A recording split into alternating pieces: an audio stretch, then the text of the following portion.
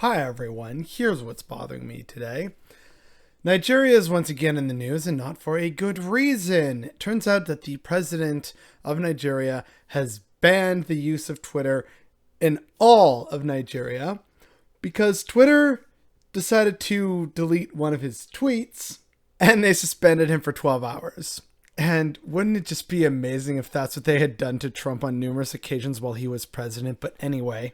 And I know some people are going to make a big story about this and how it's very authoritarian. And yeah, which is why get ready for a little bit of a Nigerian history lesson because there's more to this story than meets the eye. The current president of Nigeria, Muhammadu Buhari, is himself actually a former president. So in a civilian capacity, Buhari has been president of Nigeria since 2015. However, he's a retired Army Major General, and he served as the military head of state and basically de facto dictator of Nigeria from 1983 until 1985. So that was his first go as president. Now he is a legitimate president. So let's delve into why the tweet was banned. The tweet was banned because it was in relation to the Nigerian Civil War, sometimes also called the Biafran War or the Nigerian Biafran War. Now, to put it mildly, in terms of who supported both sides of this war, it's complicated.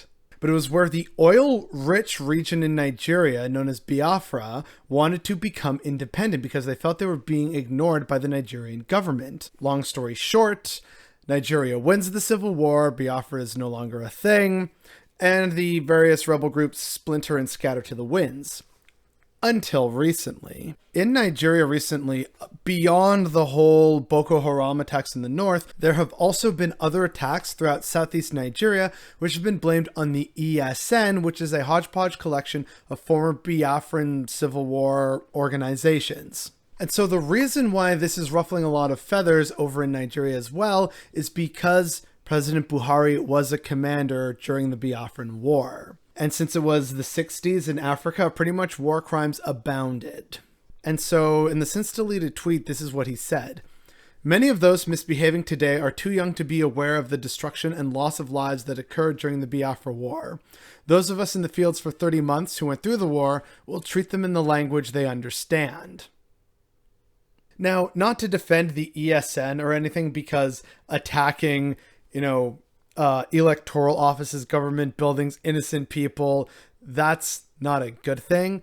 However, a lot of these attacks have only been blamed on the ESN. Is there enough proof? Well, that's where things get even more complicated. What is of note, though, is that the southeastern region of Nigeria, known as Biafra or in various other terms, it is the oil-rich region of Nigeria, which is why the Biafran Civil War, or rather the Biafran independence movement, happened in the first place. They felt that they were being ignored by the government, and that spurned the whole war. And that's why it was very crucial for Nigeria to hold on to it, because this is a good chunk of their economic output, despite not really seeing a lot of the benefits themselves. Which also reminds me, I actually made a video before about Nigeria and why it's actually very important. It kind of functions like a hinge in Africa, and it's the most populous country. It's seen as a front in the war on Muslim extremism and Muslim terrorism.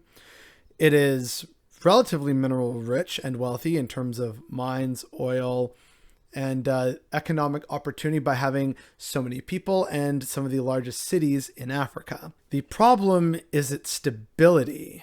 Case in point, a former military leader is now the actual democratically elected president of Nigeria.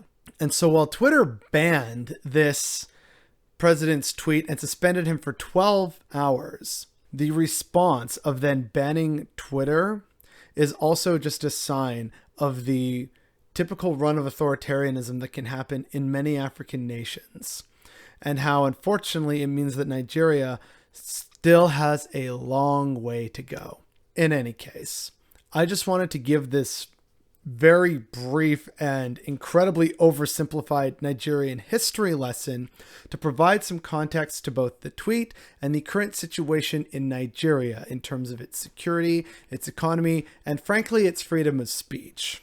By limiting social media, that also limits how people can talk to each other, to organize, or to, say that the government is bad. And yet here it is, Under threat in Nigeria by a former military dictator, as he takes great issue with being silenced while calling for violence against minority populations.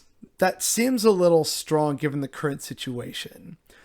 But it's the current situation that not enough people are talking about or likely will be talking about.